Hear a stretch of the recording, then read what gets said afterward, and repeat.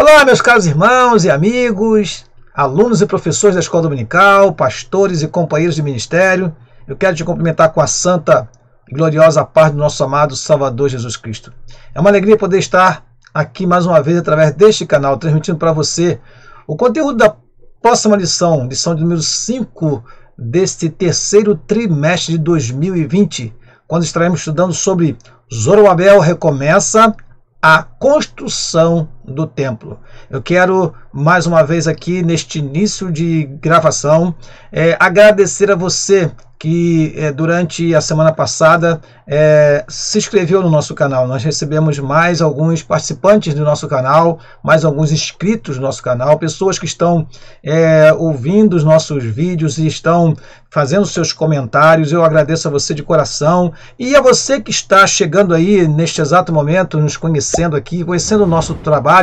Eu quero dizer para você, temos feito um trabalho simples, singelo, mas eu gostaria de contar com a sua ajuda, e a sua ajuda é você se inscrevendo nesse canal, é você se inscrevendo, você dando o seu like, é você de alguma maneira fazendo com que esse trabalho seja divulgado também entre os seus colegas da Escola Dominical, entre outros professores e de outras igrejas também. Então, nos ajude, por favor. Nós pertencemos à Igreja Assembleia de Deus do Clube Bandê, estamos ali desde o ano de 2005, estamos trabalhando para o Senhor e somos ali na Igreja Matriz, o superintendente da Escola Dominical, e então gostamos, amamos a Escola Bíblica Dominical e nos propomos a trazer para vocês toda semana um resumo da lição que está sendo estudada aos domingos pela manhã. Então, fica aqui a minha palavra, o meu convite para você, e vou mais uma vez te convidar, antes que você se esqueça, a se inscrever no nosso canal, né? É uma alegria quando a gente vê mais um inscrito, mais outro inscrito. Isso é muito bom, porque nós vemos que o nosso trabalho está sendo reconhecido e que está se expandindo de uma maneira que pretendemos alcançar mais e mais pessoas, não para exaltação ou projeção própria, mas é para poder fazer conhecido o trabalho que nós fazemos, que tem uma história. Nós amamos a Escola Dominical. Aliás, já disse em um vídeo anterior que desde os 18 anos de idade que nós damos aulas na Escola Dominical.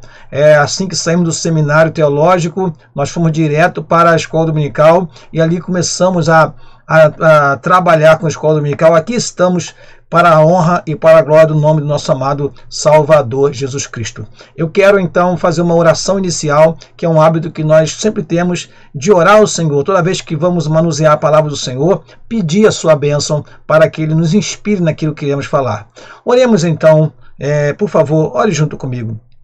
Pai querido, no nome de Jesus te agradeço a oportunidade que o Senhor nos dá de mais uma vez, através deste canal, transmitir, Senhor, a Tua palavra, Senhor, que será ministrada no próximo domingo, dando aos Teus filhos que estão nos ouvindo um suporte, dando aos Teus filhos que estão nos ouvindo uma orientação, para que eles possam desenvolver bem as suas aulas, ó Deus, no momento da exposição em sala. Assim venha nos abençoar. Rogamos a inspiração do Teu Espírito, porque foi Ele quem inspirou os santos servos do Senhor que escreveram a palavra do Senhor.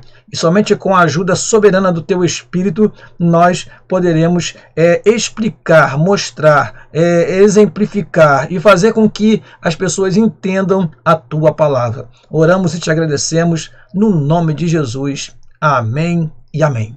Meus irmãos, nós estamos estudando nesse trimestre sobre os princípios divinos em tempos de crise, a reconstrução de Jerusalém e o avivamento espiritual como exemplos para os nossos dias. São lições que estão embasadas no retorno do povo de Judá e de Benjamim do cativeiro para a sua terra de origem, da onde eles foram tirados no tempo de Nabucodonosor, sob 3 grandes levas, né? Ali o Nabucodonosor retirou o povo dali e levou para a Babilônia. E então, essas 3 grandes levas, em 606 ou 605, alguns dizem 606, outros 605, em 597, em 586 a.C., após essa retirada, o povo ficou 70 anos no cativeiro em Babilônia. E nesses 70 anos, foi o tempo em que Babilônia teve o seu apogeu. E logo no finalzinho do Império Babilônico, Daniel orou ao Senhor, porque ele entendeu pelos livros que chegara o tempo do fim do cativeiro. E esta foi a lição de número 1 que nós aprendemos aqui neste trimestre. E quando Daniel orou, então, Deus lhe respondeu. E logo o Império Babilônico caiu e veio o Império Medo-Persa, e aí começou o retorno do povo para a sua terra. O retorno que, quando eles vieram, principalmente no seu início, na sua chegada, eles vieram e reconstruíram o altar. Né? Essa foi a lição de número 3. Repararam o altar, ou renovaram o altar, como nós estudamos. E depois começou a obra do templo. Esta obra que iniciou assim que o povo chegou, mas que a obra enfrentou oposições. Toda vez que a obra de Deus tem um franco crescimento, tem um progresso, começa a aparecer e surgir e frutificar, logo vem as oposições dos inimigos e nós precisamos estar prontos para isso. Isso foi o que nós estudamos na lição passada. Bom, a obra parou. Agora nós vamos estudar sobre o recomeço desta obra. Zorobabel recomeça a construção do templo. É a nossa lição no próximo domingo. Vamos então passar para o nosso textuário. Diz assim o nosso textuário, que está no livro do profeta Ageu, no capítulo 2, versículo 10 e versículo 18. Lembra você que Ageu e Zacarias foram profetas contemporâneos de Esdras e de Neemias, de Esdras e Zorobabel. Eles trabalharam junto com Ageu e Zacarias, trabalharam com Zorobabel e Josué, melhor dizendo. Esdras veio um pouco depois, no capítulo 7. Esdras veio e aí ele deu continuidade ao trabalho agora de ensino. Vou repetir para você não se esquecer.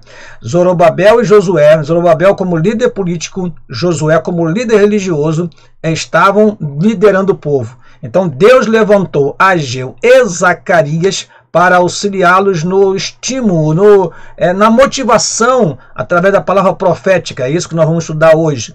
E então eles são contemporâneos, seus livros devem ser estudados concomitantemente, né? Não podemos estudar Esdras e Neemias sem estudar Ageu, Zacarias e também o profeta Malaquias, que foi contemporâneo de Neemias. Enfim, estou dando essa palavra inicial para você saber que precisamos, para entender bem o que aconteceu após o exílio, estudar o livro de Esdras, o livro de Neemias, o livro de Esther, o livro também de Malaquias, de Ageu e Zacarias. São livros que são livros pós-exílios. E também devemos frisar aqui, já vou frisar de antemão, alguns salmos. O Salmo 126, o Salmo 85, são salmos que retratam sobre o retorno do povo de Israel, né? O Salmo 137 fala quando o povo estava em Babilônia, junto aos rios da Babilônia. Já o Salmo 126 fala do retorno, que eles estavam como os que sonham. E muito lindo esse salmo, né? Então, é bom que você tenha essa visão cronológica. Há uma Bíblia que eu tenho aqui comigo, e ela é uma Bíblia cronológica. Ela ajuda-nos muito a entender esta sequência cronológica dos fatos, né? Se você puder adquirir uma Bíblia em ordem cronológica, esta aqui é uma boa aquisição para você que é estudante da Palavra do Senhor, porque aí você vai ver uma Bíblia que ela é dividida de acordo com os períodos, de acordo com as etapas dos fatos bíblicos. Por isso é chamado de Bíblia cronológica. Ela tem um espaço aqui, ela tem uma parte que fala assim, o cativeiro, ou seja, trata do tempo do cativeiro. Depois, desfolhando esta Bíblia, você vai ter a parte da restauração. Aí você tem quando o povo volta com Esdras e com Neemias. Então você vai ver aqui inseridos os textos sagrados de acordo com a ordem dos fatos, porque a Bíblia ela está agrupada em livros segundo seus temas, não em ordem cronológica. E quando nós vamos estudar principalmente esse período após o cativeiro, nós encontramos algumas dificuldades, e aí o recurso, né, que temos aqui de ter essa Bíblia nas mãos nos ajuda em muito. Então, recomendo a você que é estudante da Bíblia que faça, que adquira esta Bíblia, né? Aqui fala, por exemplo, ela fala do período intertestamentário, enfim, estou apenas alertando a você que é importante associar os livros os fatos bíblicos de acordo com a sua ordem cronológica, para que você possa entender os fatos em sua sequência. Eu tenho aqui, por exemplo, uma parte que fala sobre a morte de Ciro, o reinado de Cambises, que é um dos que nós vamos falar nesta aula de hoje, né? Foi um dos líderes persas. Enfim, vamos passar então para a nossa aula, vendo então o nosso texto áureo. Ao 24º dia do mês 9º, no 2º ano de Dario, veio a palavra do Senhor pelo ministério do profeta Ageu, dizendo: Ponde, pois, eu vos rogo, desde o dia em que se fundou o templo do Senhor, ponde o vosso coração nestas coisas. Vamos para a nossa verdade prática, diz assim: sob o poder de Deus, a igreja torna-se imbatível no cumprimento das tarefas que Cristo lhe entregou. Nós vamos falar sobre como, né, os profetas, a ação dos profetas fez com que os líderes se animassem, o povo também se estimulasse a voltar a trabalhar na obra que havia parado. O nosso texto bíblico em classe, a leitura bíblica em classe, encontra em Esdras capítulo 5, versículo 1 e 2, Ageu 1, versículo 1, Ageu capítulo 1, versículo 1 e 12, e Zacarias capítulo 4, versículo 6 a 10. Vamos ler para você, acompanhe a leitura, por favor. E Ageu, profeta, e Zacarias, filho de Ido, profeta, profetizaram aos judeus que estavam em Judá e em Jerusalém, em nome do Deus de Israel, lhes profetizaram. Então se levantaram Zorobabel, filho de Sealtiel, e Jesua ou Josué, filho de Josadaque, e começaram a edificar a casa do Senhor que está em Jerusalém, e com eles os profetas de Deus que os ajudavam. No ano 2º do rei Dario, no 6º mês, no 1º dia do mês, veio a palavra do Senhor pelo ministério do profeta Ageu a Zorobabel, filho de Sealtiel, príncipe de Judá, e a Josué, filho de Josadaque, o sumo sacerdote, dizendo: Então ouvi Zorobabel, filho de Sealtiel, e Josué, filho de Josadaque, sumo sacerdote, e todo o resto do povo, a voz do Senhor, seu Deus, e as palavras do profeta Ageu, como o Senhor, seu Deus, o tinha enviado, e temeu o povo diante do Senhor, e respondeu e falou, dizendo, agora já estamos lendo Zacarias capítulo 4, né? Esta é a palavra do Senhor a Zorobabel, dizendo: não por força, nem por violência, mas pelo meu espírito, diz o Senhor dos exércitos. Quem é este? Quem és tu, ó monte grande? Diante de Zorobabel serás uma campina, porque ele trará a primeira pedra com aclamações, graça, graça a ela. E a palavra do Senhor veio de novo a mim, dizendo: as mãos de Zorobabel têm fundado esta casa, também as suas mãos a acabarão, para que saibais que o Senhor dos exércitos me enviou a vós. Porque quem despreza o dia das coisas pequenas? Pois esse se alegrará vendo o prumo na mão de Zorobabel. São os 7 olhos do Senhor que discorrem por toda a terra.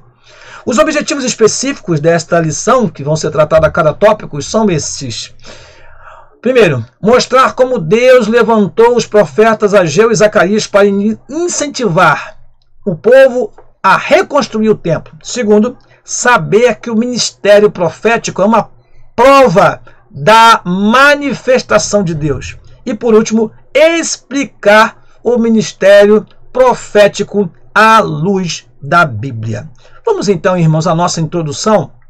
Diz assim a nossa revista: nesta lição estudaremos como Deus, depois de a construção do templo ter ficado parada, enviou socorro através do ministério de 2 profetas, Ageu e Zacarias. E aí, irmãos, eu destaco porque a nossa revista fala de 15 anos. É claro que essas datas são bastante, não são tão exatas, é sempre bom dizer isso. Então, se nós considerarmos, por exemplo, que se nós considerarmos o ano de 537 como o início da obra e 520 como o retorno, o recomeço da obra, nós teríamos aí 17 anos. Se nós considerarmos 536, teremos então 16 anos. É bom frisar para você, professor, que essas datas são bastante incertas, porque quanto mais distante a data, mais incerta é o registro dela, ou seja, não é tão fácil se registrar como hoje temos tanta facilidade de registrar os fatos. Então, eu dizer que 15 anos não é de todo errado, porque nós não sabemos, né, de fato, a data fixa do início. O que nós sabemos é que foi no 2º ano, ou seja, depois que o povo chegou, eles não foram logo de imediato fazer o templo. Eles estabeleceram o altar, ou renovaram o altar do Senhor. E logo após, sim, nós vamos ver naquela tela que nós temos mostrado aqui em todas as lições, que 538 foi o retorno, 538 no 7º mês eles edificaram o altar, e então em 537, ou no 2º mês, começa a obra do templo e é suspensa. Preste bem atenção, meu querido irmão, nessa tela. Observe bem, nós estamos fazendo questão de mostrar em todas as aulas, porque ela mostra uma sequência dos fatos. E aí eu coloquei em negrito aí para você entender, e com letras brancas, destacando o seguinte: 520 recomeça a construção. Então, se considerarmos lá 537 a 520, pode ser 16 ou 17 anos. Se considerarmos 536 a 520, pode ser 16 ou 15 anos, porque se você observar a contagem de anos, toda vez que você conta, você parte de um ano, aquele ano é como se fosse um ano zero. Então, podemos contar um ano menos 1, né? A quantidade, a subtração menos 1. Ou seja, razoavelmente podemos dizer que entre 15 a 17 anos a obra ficou parada. Mas agora, com a ação e com a ajuda e com a palavra, é importante dizer isso aqui, que os profetas não só falaram, mas eles também ajudaram na obra, né? E eles estiveram ali junto com Zorobabel e com Josué. Então agora o templo ele é recomeçado, a obra recomeça, e aí nós vemos, seguindo nessa tela, em 520 nós temos o que? No 7º mês, o segundo apelo de Ageu. Ageu foi um profeta de apenas 4 profecias, podemos dizer assim, né? Se você olhar o livro de Ageu, é um livro bem pequeno, e ele apresenta as profecias e com as suas respectivas datas. Eu não vou mostrar agora para você, porque o tempo não nos permite explorar tanto o assunto assim. Você que é professor da escola dominical, faça isso, tá? Observe bem o livro de Ageu, porque ele nos traz as divisões das suas profecias de forma bem clara, bem clara. Então eu não vou ler para você, apenas mostrar para você que Ageu capítulo 1, versículo 1, fala da sua primeira profecia, que foi no 6º mês, no 1º dia do mês, no segundo ano do rei Dário, ou Dario. Aí você vai pular e ver Ageu capítulo 2, versículo 1. No 7º mês, ao 21º do dia, veio a palavra do Senhor pelo ministério do profeta Ageu. Aí você vai ver também em Ageu capítulo 2, versículo 16, ao 24º dia do mês 9º, no 2º ano de Dario, veio a palavra do Senhor pelo ministério do profeta Ageu, dizendo, e você vai ver depois a última, a profecia, lá no versículo 20 do capítulo 2, e veio a palavra do Senhor segunda vez a Ageu, aos 24 do mês, dizendo, não vou ler, porque senão vou acabar lendo todo o livro de Ageu. É um livro pequeno, você, professor, deve ler e se inteirar do assunto para poder explicar bem para os seus alunos na aula. Então, Ageu começa então a falar, e Zacarias a auxiliar também, e o povo é estimulado a voltar a trabalhar. E olha o que temos na tela seguinte aqui. Nós temos aí em negrito 516, no 12º mês, ou mês de Adar. Nós temos ali o que? Acaba-se a construção do templo. Acaba-se a construção do templo. Então foram necessários pelo menos 4 anos, 520 a 516. Alguns chegam a dizer que é 515. Né? Nós temos uma Bíblia também que eu acho importante você ter como fonte de estudo, que é a Bíblia Arqueológica. Ela traz uma tela muito interessante, e na página 677 ela diz que o seguinte: 16 anos mais tarde, e aqui fala o dia, né? Já atualizando para os nossos meses, em 21 de setembro de 520 a.C., a obra foi reiniciada com o encorajamento dos profetas Zacarias e Ageu. Aqui diz a Bíblia Arqueológica, NVI. E depois, mais tarde, no final deste parágrafo, fala assim: o tempo foi concluído em 12 de março de 515 a.C. Então, segundo a Bíblia Arqueológica, a construção foi retomada em 21 de setembro de 520 e terminou, né? A construção terminou em 12 de março de 515. Essas diferenças de um ano é muito comum nessas datas um pouco mais distantes. Então acaba-se a construção do templo, e exatamente essa é a nossa lição. Vamos lá? Deus suscita os profetas Ageu e Zacarias. Deus levantou 2 profetas. Primeiro veio Ageu e depois levantou-se Zacarias. Não vieram atendendo ao convite dos líderes de Jerusalém, não, irmão, mas o Deus dos céus os enviou. Chegaram em Jerusalém e ali entraram em contato com os 2 líderes e também com o povo judeu. Você deve se lembrar, na lição anterior nós falamos que a obra parou, né? O povo desanimou, o povo ficou desalentado, mas aí Deus levanta os seus profetas, e essa é a tônica da lição do próximo domingo. Deus levanta os seus profetas para poder animar o povo, estimular o povo, fazer com que o povo trabalhe, fazer com que o povo se anime, fazer com que o povo se entregue para a obra do Senhor. Os profetas se levantam e exortam a Zacarias, exortam também a Josué, e mostra o que precisaria ser feito para que eles pudessem animar o povo, e também exorta o povo. Nós vamos ler e ver nas telas seguintes exatamente isso. Uma mensagem dirigida a Zorobabel, está lá em Zacarias, no capítulo 4.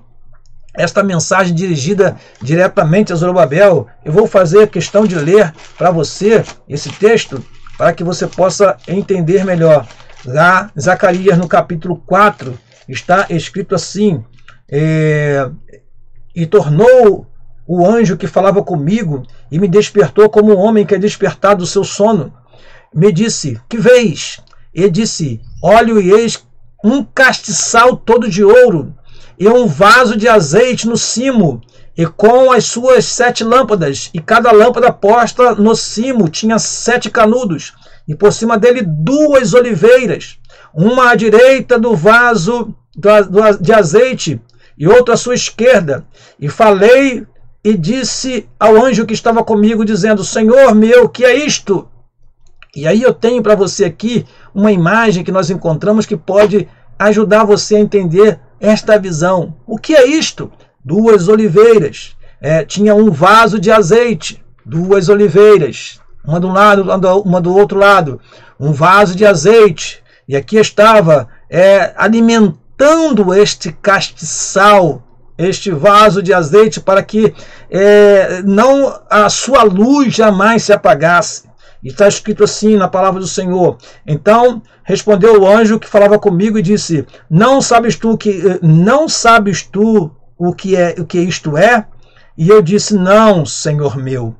E respondeu e me falou dizendo: esta é a palavra do Senhor a Zorobabel, dizendo: não por força nem por violência, mas pelo meu espírito, diz o Senhor dos exércitos.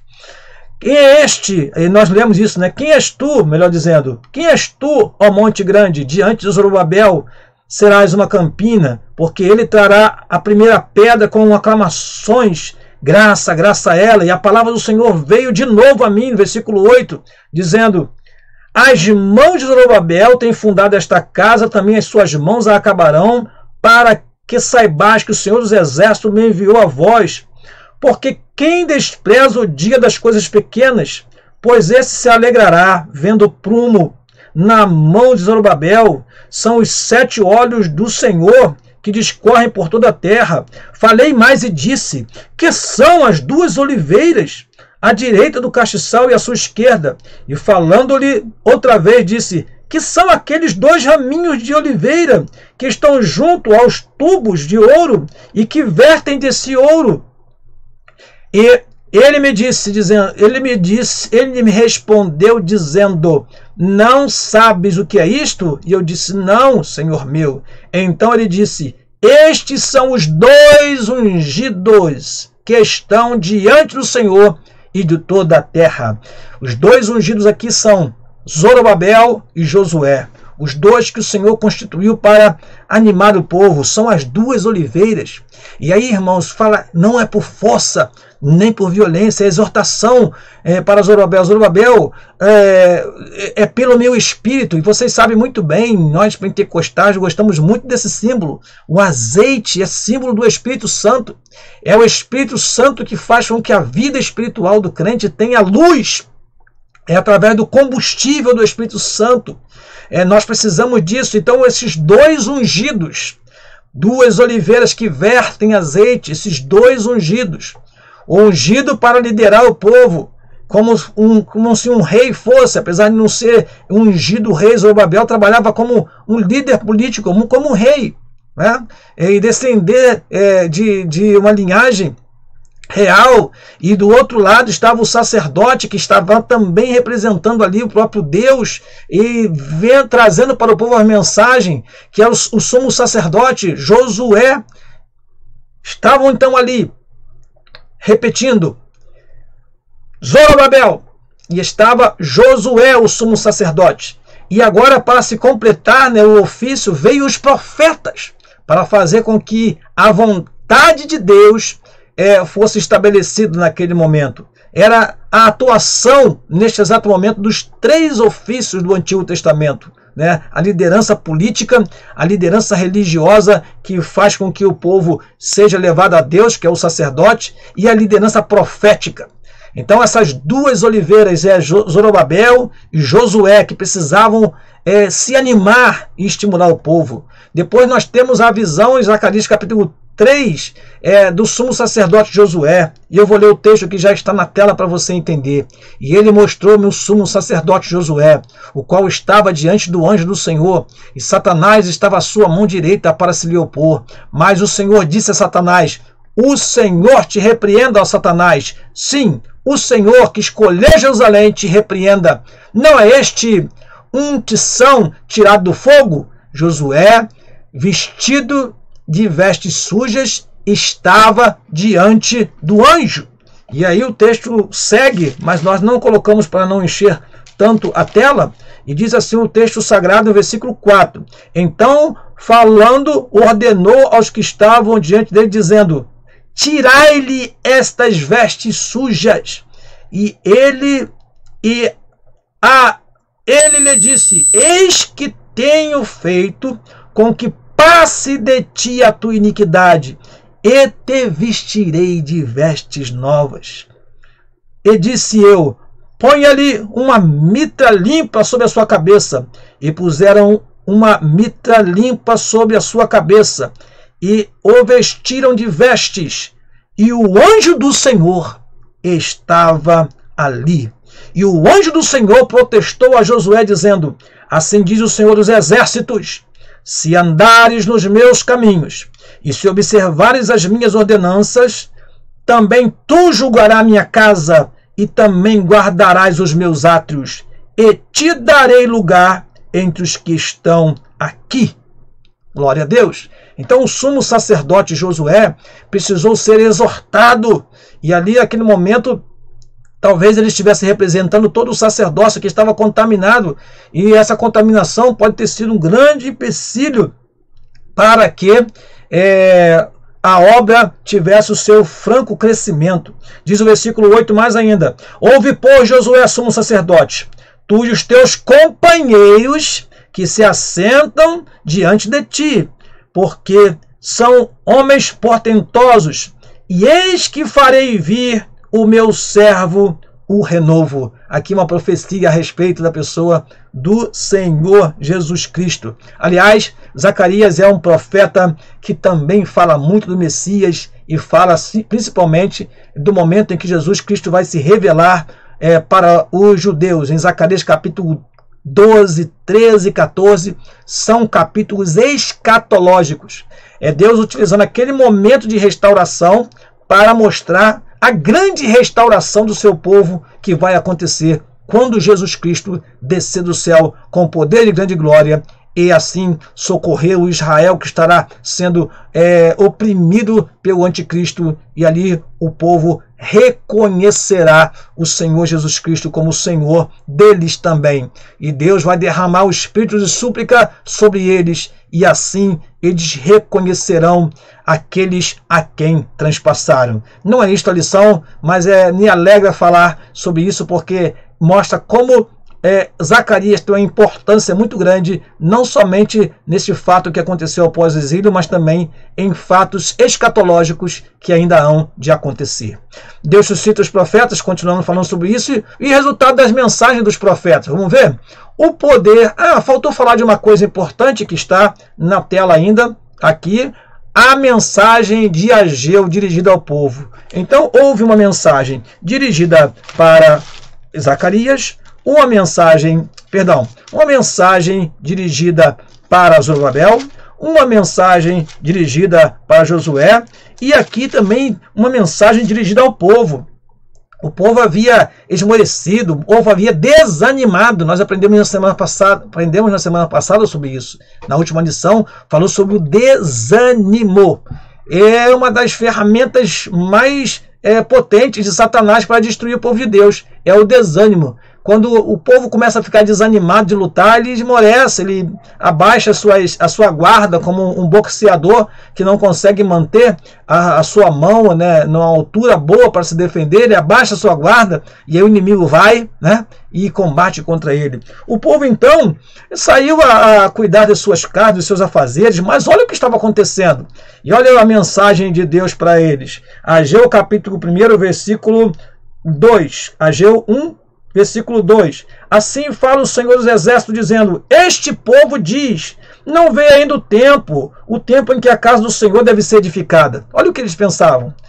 Veio, pois, a palavra do Senhor pelo ministério do profeta Ageu, dizendo: é para vós tempo de habitardes nas vossas casas estucadas? E esta casa há de ficar deserta? Ou seja, a casa do Senhor vai ficar deserta?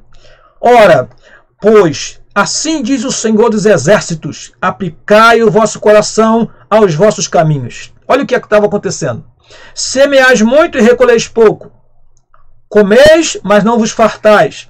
Bebeis, mas não vos saciais. Vestivos, mas ninguém se aquece. E o que recebe salário num saquetel furado. Assim diz o Senhor dos Exércitos: aplicai o vosso coração nos vossos caminhos, aos vossos caminhos. Subi o monte, e trazei madeira, e edificai a casa, e dela me agradarei, e eu serei glorificado, diz o Senhor. Olhaste para o muito, mas eis que alcançaste pouco. E esse pouco, quando trouxeste para casa, eu lhe assoprei. Por quê?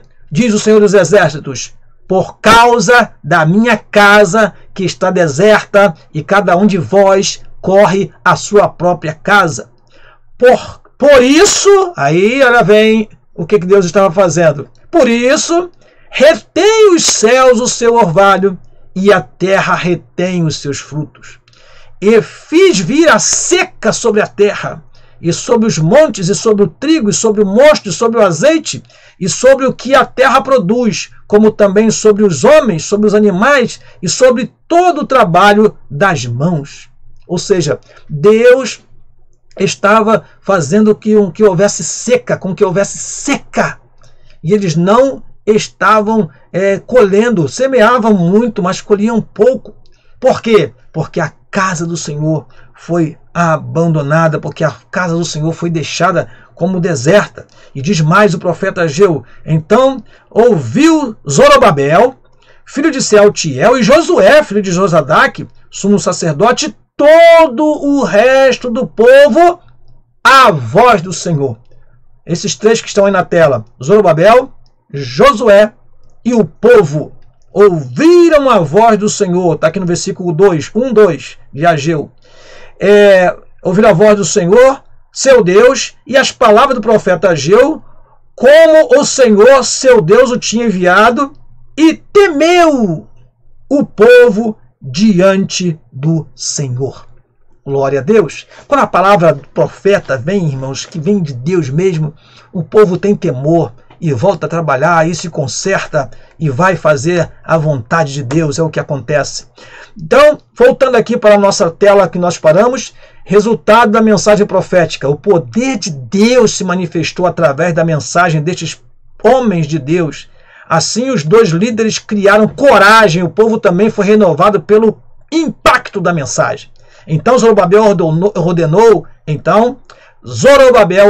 que todos imediatamente voltassem à construção. E diz a palavra do Senhor em Esdras, capítulo 5, versículo 2. E começaram a edificar a casa. Glória a Deus. Os profetas ficaram com eles. Destaco esta palavra, com eles, porque não soltou aquela profecia e deu as costas. Não, eles ficaram juntos ali para poder trabalhar também junto com Zorobabel e Josué, ajudando os líderes do povo na direção do trabalho. Ainda temos aqui o que? Em Esdras capítulo 5, eu vou abrir aqui a Bíblia nesse texto para acompanhar e dizer para você. Temos primeiro a reação dos inimigos com o recomeço da obra. Ora, quando os inimigos viram que a obra estava recomeçando, eles antes intentaram de várias maneiras, né? Lá em 537 ou 536, quando eles viram os alicerces serem lançados, eles reagiram. Mas agora, mais uma vez, quando eles veem o povo animado, mas quem estava motivando agora é o Senhor, né? Aquele que nós estudamos na lição número 2, que o despertamento espiritual vem de Deus. E agora eles se levantam, eles olham e veem, o que está acontecendo? Esse povo está animado novamente? Esse povo está voltando a fazer a obra? Esdras capítulo 5, versículo 3 e 4, diz que Tatenai, governador daquém do rio, porque ele era um responsável diante do reino persa, e alguns estudiosos da Bíblia dizem que era como se fossem oleiros, pessoas que ficavam observando a terra, e eles viram e disseram: quem vos deu ordem para edificar esta casa e restaurar este muro?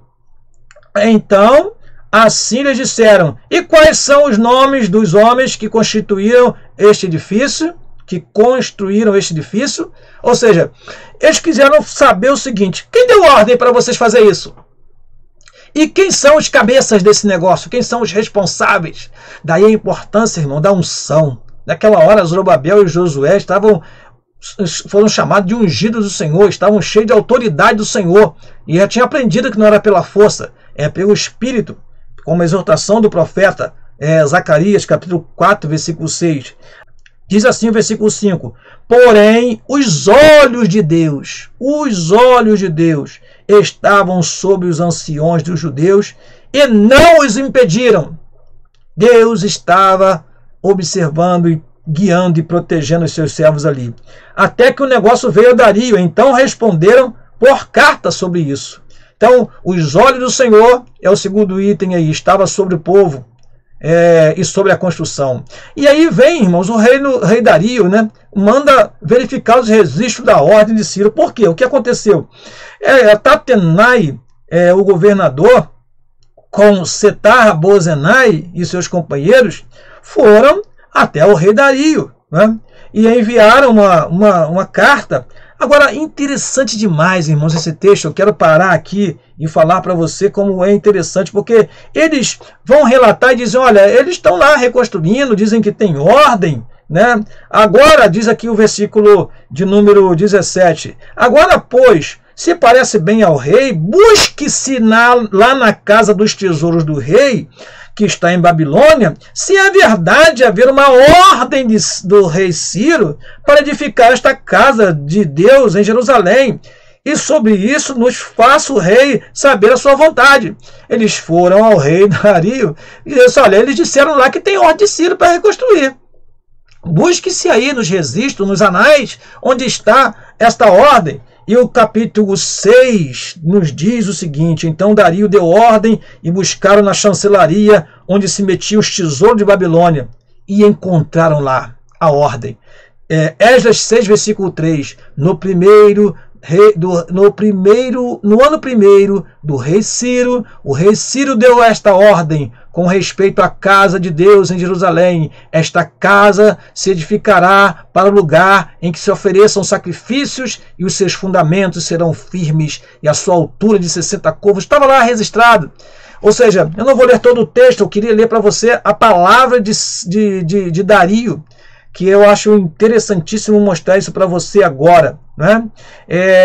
Diz aqui o texto sagrado, a partir do versículo 6, agora, pois, Tatenai, governador de além do rio, Setar-Bozenai e seus companheiros, os Afarzaquitas, que estáis da além do rio, apartai-vos dali. Olha, deixem eles construir.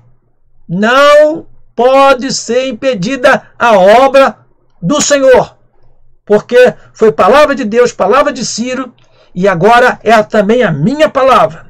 E diz mais, também se decreta o que haver de fazer com os anciões de judeus. Sabe o que você tem que fazer para que edifiquem a casa de Deus? A saber, que da fazenda do rei, dos tributos da além do rio, se pague prontamente a despesa a estes homens, para que não sejam impedidos. Ou seja, vocês são responsáveis, não vocês que recolhem o tributo lá, então paguem com o tributo lá e ajudem ele, não deixa que a obra pare de jeito nenhum. E disse mais Dario para Tatenai e os seus companheiros, e o que for necessário com bezerros e carneiros e cordeiros para o holocausto ao Deus dos céus, trigo, sal, vinho, azeite, segundo o rito dos sacerdotes que estão em Jerusalém, desse-lhes de dia em dia, para que não haja falta.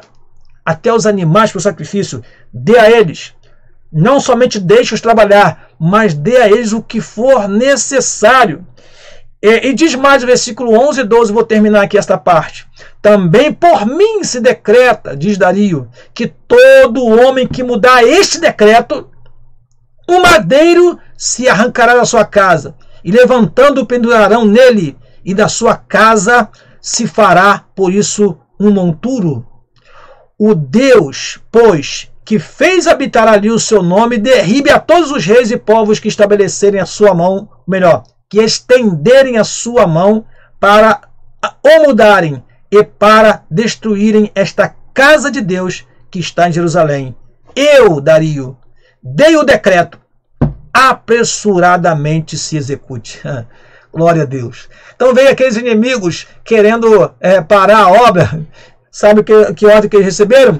Eles receberam ordem para dar a provisão necessária para a obra e para o sacrifício. Olha, apartai-vos dali, deixe-os trabalhar. A obra de Deus é assim, irmãos. Quando o inimigo se levanta, ele levanta para cair, porque Deus levanta os seus servos profetas. E assim nós vamos aprender nesta lição sobre isso, né? Vamos lá. O impulso espiritual dado pelos profetas continuou dominando os construtores até a conclusão da obra. Os profetas Ageu e Zacarias continuavam dando a sua cooperação.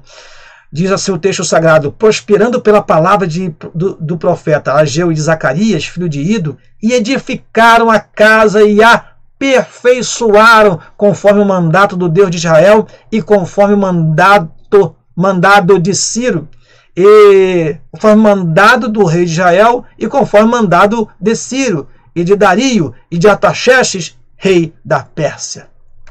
Prosseguindo então, irmãos, temos aqui, e acabou-se esta casa. Êxodo capítulo 6, versículo 15. Que grande bênção, diz a nossa lição. O despertamento dado por Deus ao rei Ciro propagou-se agora com a ajuda dos profetas, foi renovado e levado a resultado glorioso. Toda honra e glória seja dada somente ao nosso Deus. A nossa revista então vai para o tópico número 2, que diz o seguinte: ministério profético, uma prova da manifestação de Deus. É interessante isso, irmãos, porque os profetas, eles são servos de Deus, ungidos pelo Senhor, para poder fazer a diferença. E uma das marcas dos profetas são os milagres. O profeta é conhecido pelas suas palavras e pelos seus milagres. Moisés, por exemplo, diz em Êxodo capítulo 4, versículo 17: toma, pois, esta vara da tua mão, com que farás os sinais. Sinais. Elias, lá no capítulo 1, no primeiro livro de Reis, no capítulo 18, 39, fala que depois daquela demonstração de poder, aquela manifestação de Deus diante do povo, e acabou aquela dúvida se Baal é Deus, se Jeová é Deus, o povo aclamou dizendo só o Senhor é Deus. Sabe por que o povo aclamou dizendo só o Senhor é Deus? Porque eles viram, através da vida do profeta, uma manifestação de Deus. E assim poderíamos falar aqui de Eliseu, dos grandes milagres que ele realizou. Podemos falar de Daniel, que apesar que esteve lá em Babilônia, e dos milagres que aconteceram ali com eles e seus amigos. Por exemplo, entrar naquela cova de leões e não ser mordido. Milagre. O ministério profético é marcado pela manifestação de Deus na vida daquele que é chamado. No Novo Testamento, as manifestações sobrenaturais também aconteceram. Quando o Espírito Santo foi derramado em sua plenitude, os dons espirituais começaram a entrar em ação e passaram a ser a própria preparação divina para o ministério. Paulo recomenda procurar com zelo os melhores dons e procurar com zelo os dons espirituais, mas principalmente o de profetizar. É aqui que a lição vem trazer uma ligação para os nossos dias, né? Estamos falando aqui já do Novo Testamento. Manifestações sobrenaturais aconteceram, a começar no dia de Pentecostes. Estavam todos reunidos, veio do céu um som como do vento veemente, impetuoso, e encheu toda a casa em que estavam assentados. Todos foram foram vistos sobre ele língua repartida como de fogo, e todos foram cheios do Espírito Santo e começaram a falar noutras línguas. Manifestações sobrenaturais é uma prova de que Deus está no negócio. É uma prova de que Deus está na igreja. Manifestações sobrenaturais, manifestações espirituais, são provas de que Deus está trabalhando na vida daquele que serve a Ele. Por isso, esta lição ela deve ser bem aplicada, meu querido professor, no seguinte sentido: nós, principalmente os pentecostais, devemos prezar pelo culto espiritual, pentecostal e com a ação do sobrenatural. Profecias, revelações, línguas estranhas, curas divinas. Isso são apenas alguns sinais de que há manifestação de Deus no meio da igreja. Depois a nossa lição, no seu último tópico, vai falar sobre ministério do profeta à luz da Bíblia. O profeta na dispensação do Antigo Testamento, irmãos, é uma coisa, no Novo Testamento é outra. Vamos aqui seguir a revista e vamos dizer para os irmãos essa diferença. Além de transmitir a mensagem de Deus para o povo, o profeta do Antigo Testamento ele era consultado pelo povo acerca dos assuntos espirituais e até mesmo acerca de assuntos materiais. Nós damos exemplo aqui que está na revista de Ezequiel. Ezequiel foi consultado pelos anciões de Israel.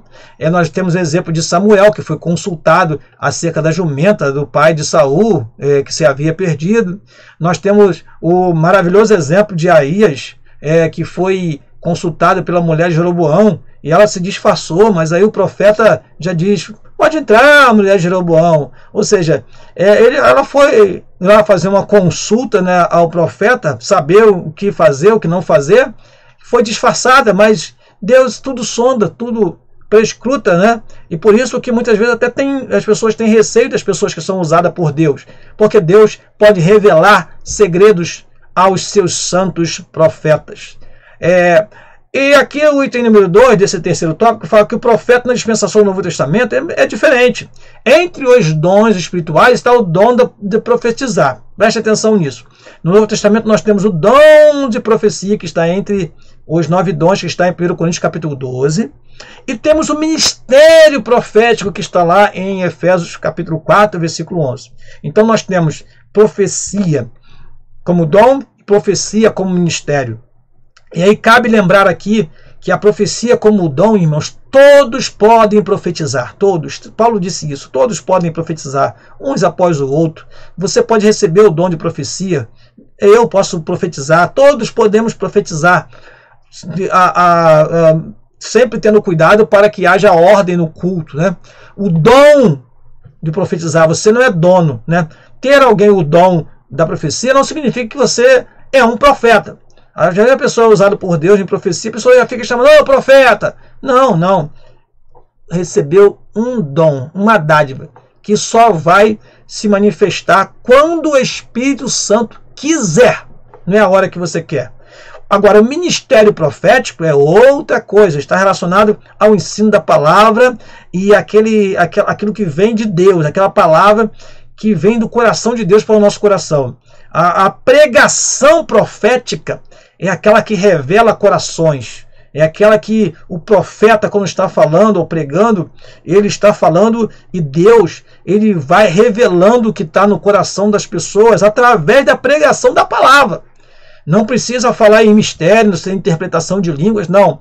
É o ministério profeta. Tanto que é conhecido na Bíblia, no Novo Testamento, que havia em Antioquia, Atos capítulo 13, versículo 1 e 2, né, fala sobre isso, principalmente o versículo 1, que havia em Antioquia, tinha profetas e doutores ali. Então, no Novo Testamento, são citados profetas. Agora, preste atenção em Atos capítulo 21, versículo 8 e 9, que ali define bem essa diferença. Filipe tinha 4 filhas que profetizavam. Não diz que elas eram profetisas. Ele tinha 4 filhas que profetizavam. E que depois de alguns dias veio à sua casa um profeta. Então aí está a diferença de profeta como ministério e profetas como dom. As 4 filhas de Filipe eram profetisas no sentido de pessoas que eram usadas no dom da profecia, não que eram consagradas como profeta. Então, profeta no Novo Testamento é dom, mas também é ofício, é ministério, que está em Efésios capítulo 4, versículo 11. Existe, porém, uma diferença importante entre o ministério do profeta do Antigo Testamento e do Novo Testamento.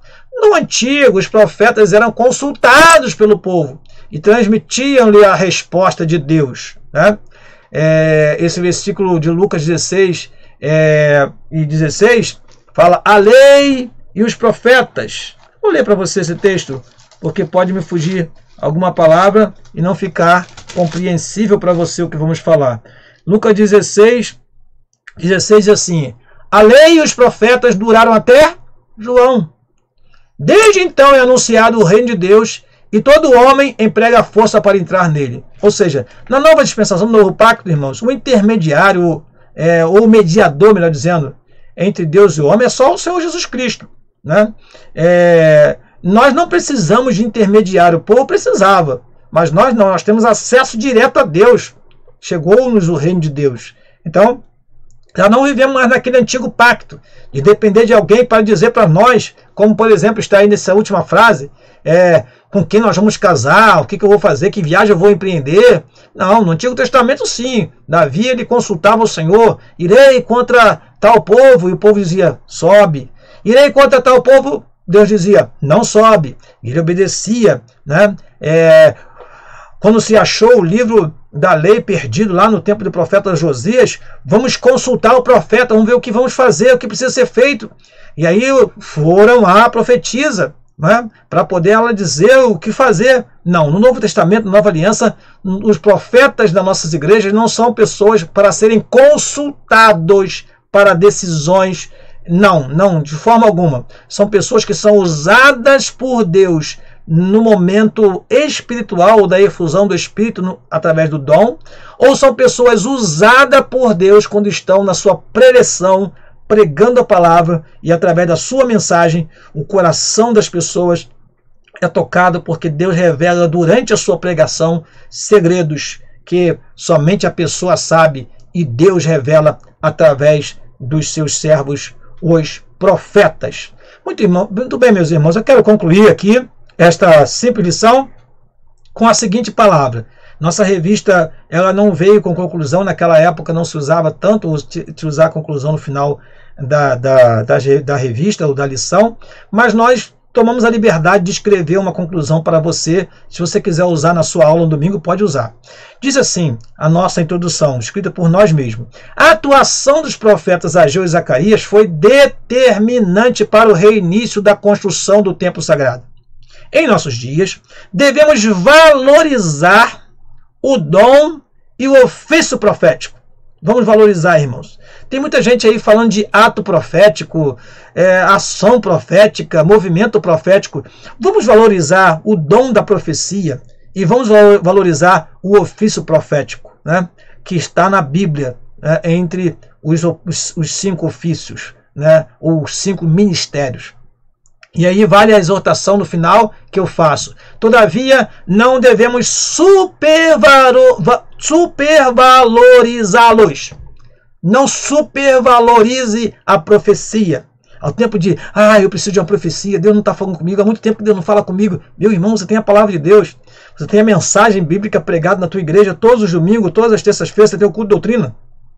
Então, não supervalorize os dons, e muito menos o ministério profético, o ofício profético. Eu gosto de ouvir aquele irmão que quando ele fala, ele é usado por Deus e a sua palavra toca no meu coração, porque ele tem uma chamada, não apenas para pregador, né? É o expositor da palavra, mas ele tem uma palavra profética que toca no seu coração. Todavia, não devemos supervalorizá-los em detrimento das demais funções ministeriais exercidas na igreja. Pastor, doutor e mestre, doutor ou mestre, apóstolo, evangelista. O que eu quero dizer com isto, com essa palavra, eu vou encerrar já a minha lição. É que muitas vezes, irmãos, as pessoas são usadas por dons e menosprezam até os próprios líderes, até o pastor. Acha que o pastor não é usado por Deus, só é usado por Deus aquele que profetiza. Quantas e quantas vezes nós ouvimos pessoas levantando em profecia, chamando o pastor de geladeira, chamando o pastor de pessoa que não gosta do poder de Deus, né? Quantas pessoas que, usadas por Deus, desvalorizaram o ensino. Você está lendo a Bíblia, isso aí vai te deixar você vai perder a espiritualidade, você vai ficar formal, você não tem que ler muito não, você tem que orar, deixa Deus te usar. Deus usa, mas nós precisamos estudar a palavra de Deus, e é bom que haja expositores da palavra de Deus, mestres ou doutores. O apostolado tem a ver com o missionário, aquela pessoa que desbrava. Precisamos valorizar o missionário ou o apóstolo, assim como valorizamos aquela pessoa que é usada por Deus em profecia. Precisamos valorizar também o evangelista, aquele que evangeliza, aquele que é conquistador de alma, porque esses dois ministeriais trabalham em comum acordo um com o outro. Um evangelista vai lá e busca alma, o apóstolo e daquele que desbrava um lugar onde não tem ninguém. E o doutor ou mestre, ele vai lá e ensina. O pastor, ele apacenta as ovelhas que vêm para o rebanho. E o profeta é aquele que recebe palavras proféticas e faz a diferença em um momento de pregação, um momento de reunião na igreja. Eu quero, então, terminar esta lição dizendo que na próxima lição estaremos estudando sobre Neemias reconstrói os muros de Jerusalém. Mais uma vez quero agradecer a você pela sua participação aqui conosco, assistindo essa aula, e vou fazer aquele pedido novamente. Se você chegou até o final desse vídeo é porque você gostou dessa lição e você precisa receber as demais. A lição 6, 7, 8 e assim por diante até o final do nosso trimestre. E para você receber, por favor, faça a sua inscrição no nosso canal e venha participar conosco todas as semanas das nossas lições. Eu quero aqui terminar a minha palavra e dizer para você que Deus possa abençoar. Que no próximo domingo tenhamos uma escola dominical muito abençoada. E que cada professor que está participando conosco deste vídeo possa bem aproveitar aquilo que nós expomos nesta aula. Assim termino, desejando um forte abraço a você, meu querido irmão, que nos assistiu até aqui. Deus abençoe a tua vida, Deus abençoe o teu ministério. Uma ótima escola dominical para todos vocês no próximo domingo. É o que desejo o vosso amigo, pastor Daniel Rosa Dutra. Amém e amém.